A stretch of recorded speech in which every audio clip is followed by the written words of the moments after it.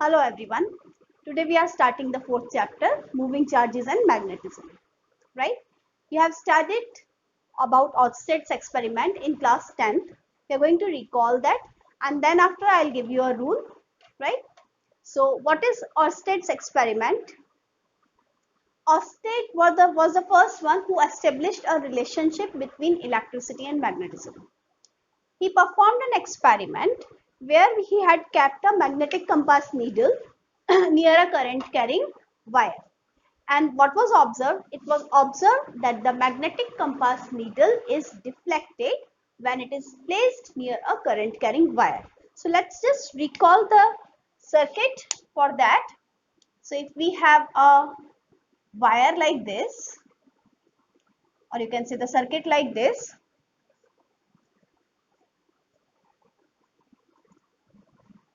and the current through the wire is flowing like this.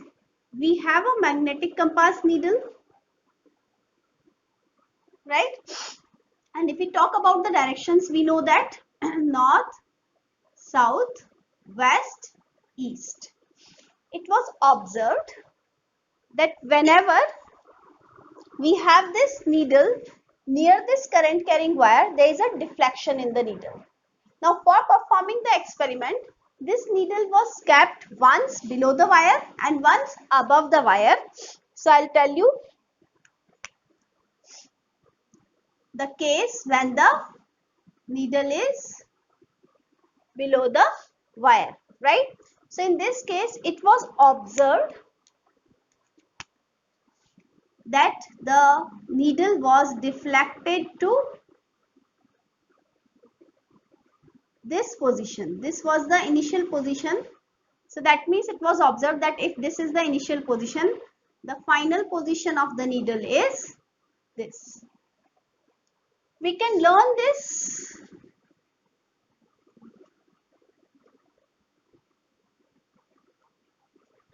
by using Snow rule. What does Snow rule says? Snow rule says that when the current is flowing in the wire from south to north, so I can say that the current from south to north, right, wire over the needle,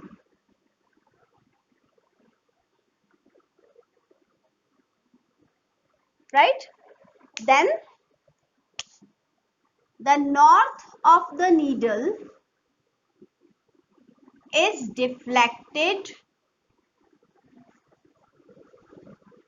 towards west, as is clear in the figure, right?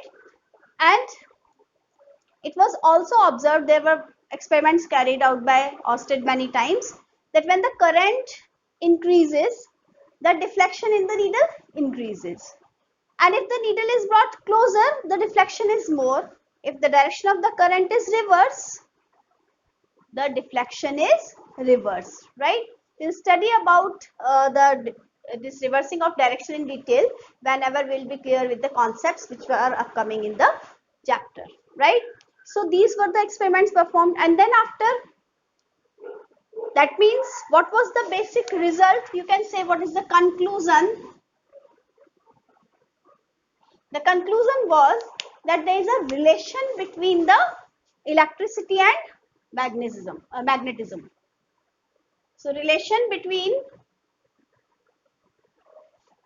electricity and magnetism was established.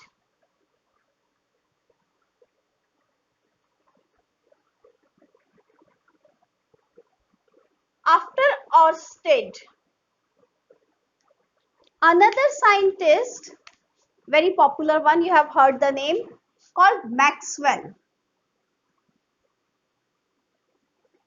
He unified the laws of electricity and magnetism. Okay, so he unified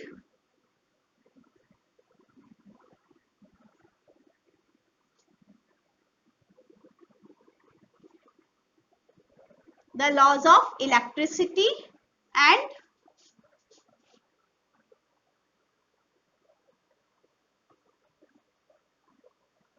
magnetism. So this credit goes to Mr.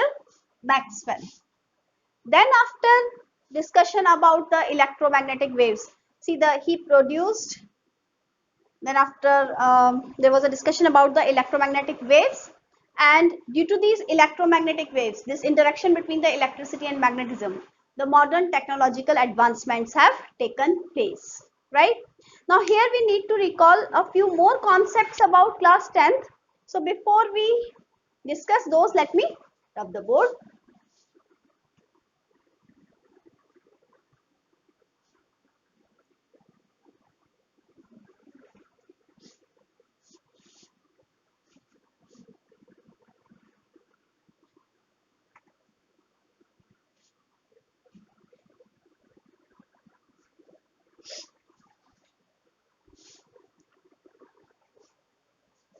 You have performed an experiment in class 10th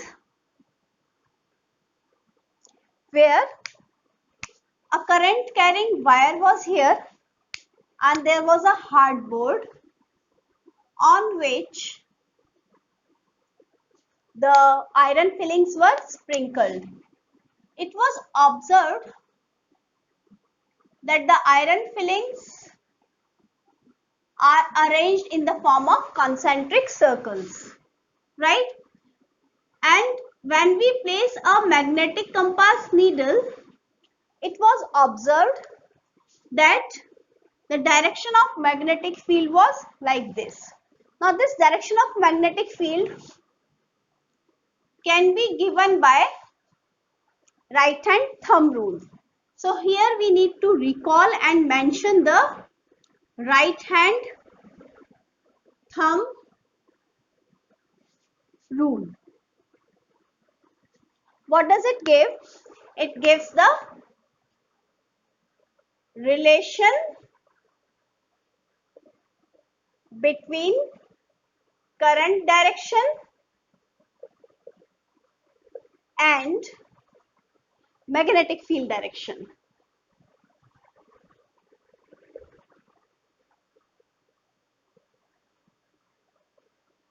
What was that? That means if this is our thumb and these are the curls of the fingers, right? Then this thumb gives the direction of current and the curls of the fingers gives the direction of the magnetic field. What does that mean? B denotes the magnetic field, okay? So this is magnetic field, right? If you want to mention the direction of magnetic field with respect to this board, so if I talk about this wire, then on the right side, suppose I am talking about this wire carrying current in this direction. If you look at this, the curl of the fingers is pointing inwards in this board. And if I look at this side the curls is coming outward. So I can write here that on this side, the direction of the magnetic field is inward and here the direction of magnetic field is outward. So it shows inward magnetic field and it shows outward magnetic field. Similarly, let's recall another rule. This is for the wire. So this is for wire carrying current. If I talk about current carrying coil,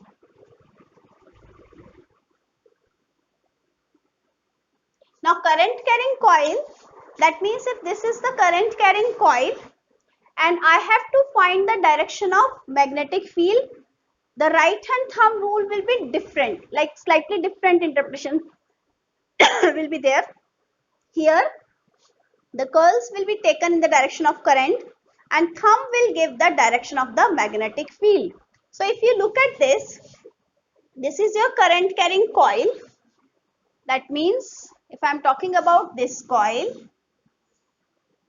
right, and the direction of the current in this coil is anti-clockwise, so this is the direction of magnetic field. You can say the magnetic field is coming outward.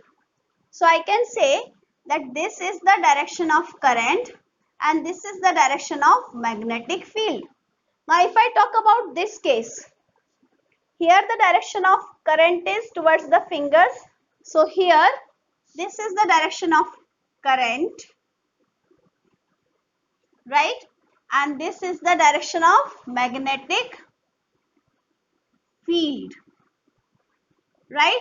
So here you can say, if I draw the diagram of the curls of the fingers here, so this will be the curls of fingers,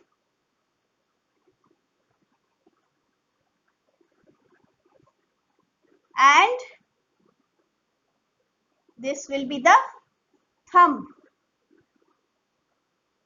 Okay, so here the thumb will be opposite. Are you all getting me? So this way, for coil, you know this thing, this you have applied in this way in 10th standard. So this is coming outward. So if you look at this, I can draw another diagram where this can be drawn. So magnetic field coming out means this end will act as north, right? And here this can be drawn like this. This diagram you have studied in 10th standard.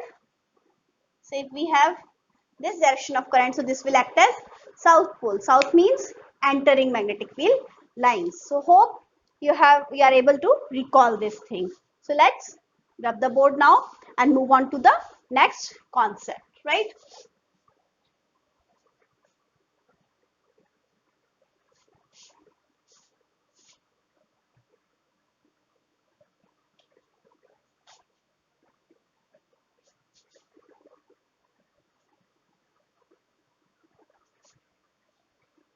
Then we have a concept of magnetic force.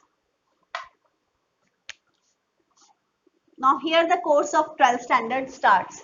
So magnetic force on a moving charge. A very important point to mention over here is that a static charge has only the electric field,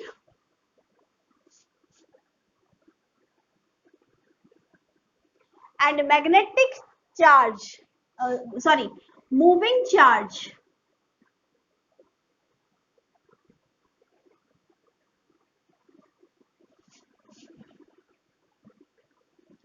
has electric plus magnetic field. Right? So first I'm just mentioning separately how much magnetic force will be experienced by a moving charge. Then after we'll discuss about the combined effect of both, right?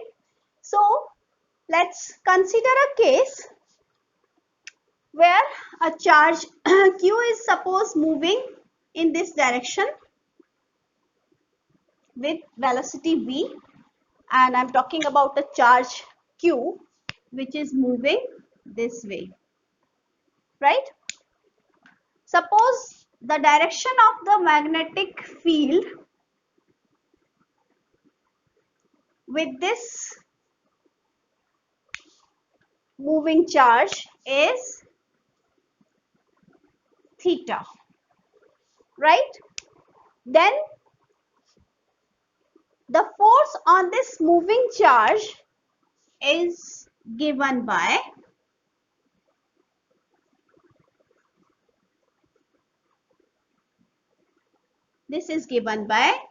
Q V cross B. So I'm talking about V cross B. What does that mean? That means the direction of magnetic force is perpendicular to the plane containing V and B both. Now for simplicity, I will draw another diagram because I have to show this three-dimensional form, right? So I'll draw a simpler diagram, slightly different, slightly. So where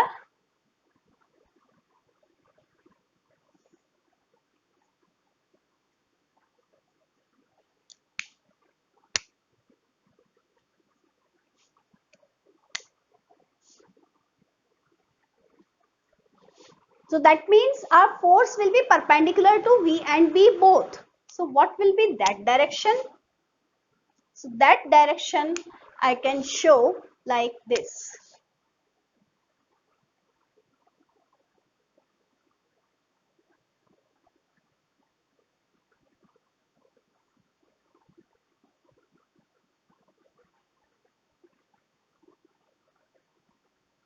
So for this I'm showing you two planes, where in one plane I have this magnetic field direction and the velocity. So here I'm showing this velocity V, right? And this is the direction of magnetic field. This is the angle theta. So this I have already shown. Now I will show the force acting on this. This force will be perpendicular to both V and B. And this is the magnetic force acting on this. So if I want to complete this diagram, this will be like this. So this will be the force. If I'm talking about the plane containing V and B, so I can draw this plane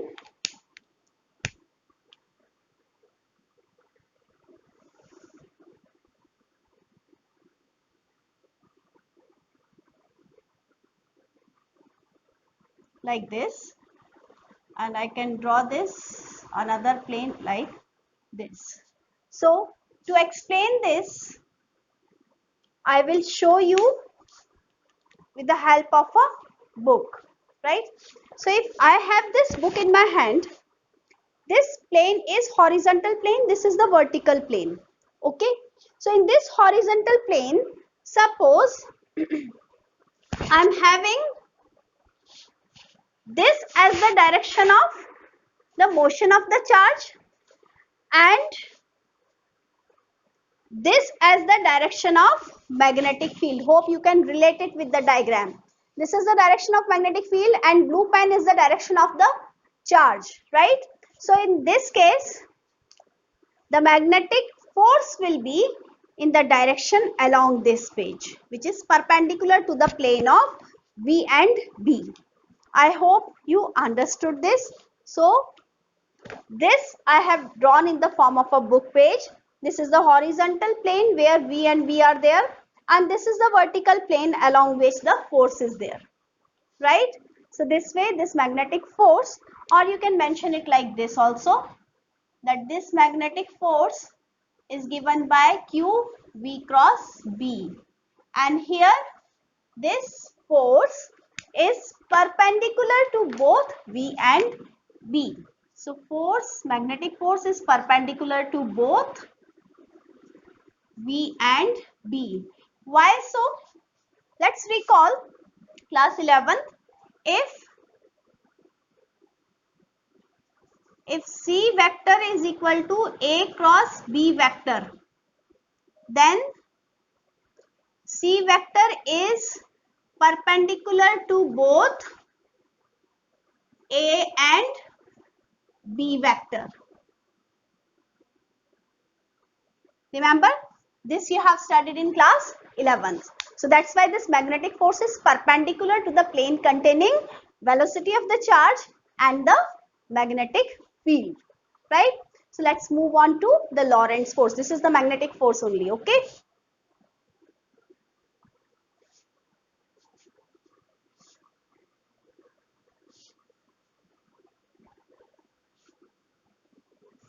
Since this magnetic force was given by Lorentz, so sometimes people think that this magnetic force is a Lorentz force, but actually Lorentz force is a sum total of the electric and the magnetic force on a moving charge. So what is Lorentz force?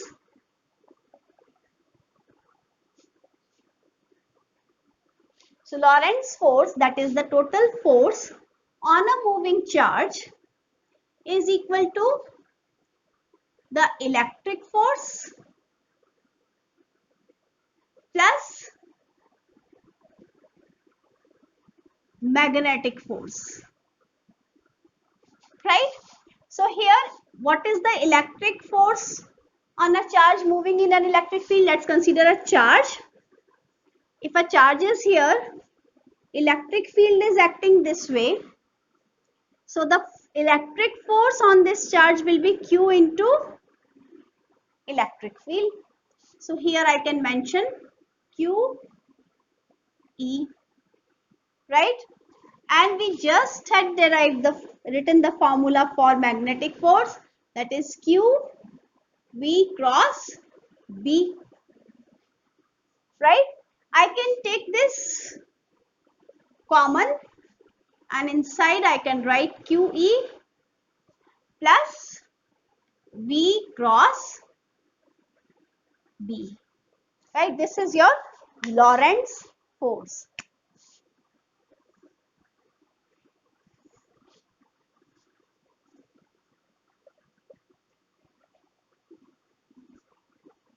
Right? Now, we know that B is the magnetic field. So if I want to define this magnetic field, I can define this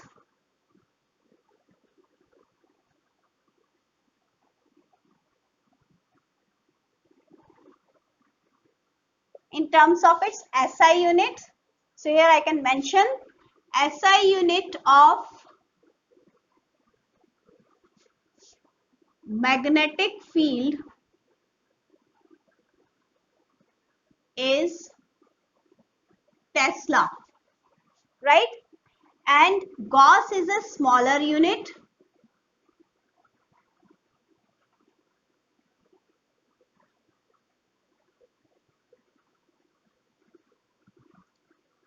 Of magnetic field, where 1 Tesla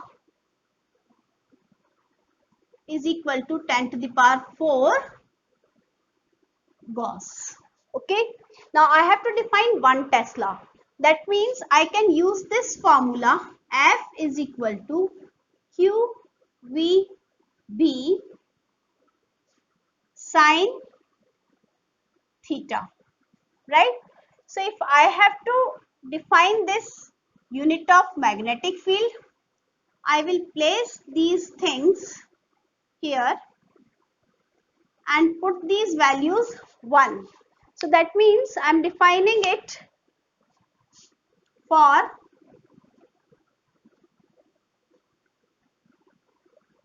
1 Newton, 1 Coulomb, 1 meter per second velocity,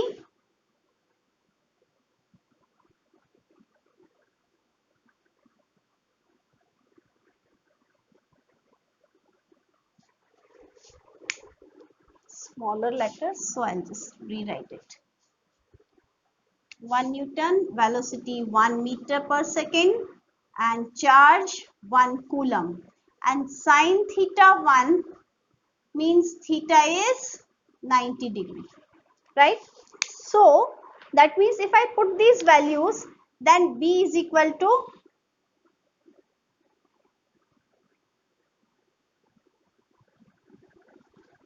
1 Tesla. If I put this, if F is equal to 1 Newton, V is equal to 1 meter per second, Q is equal to 1 Coulomb, sine theta is 1, then magnetic field is 1 Tesla.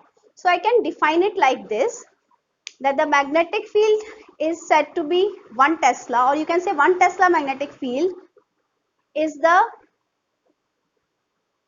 magnetic field when the force acting on a unit charge moving with unit velocity perpendicular to the magnetic field is 1 Newton. So if you want me to write, I can write the definition here, that 1 Tesla is the magnetic field when 1 coulomb charge moving perpendicular to the magnetic field experiences a force of 1 Newton. So I have framed the definition that when these things are 1, so I have written 1 Tesla is the magnetic field when 1 coulomb charge moving perpendicular to the magnetic field with unit velocity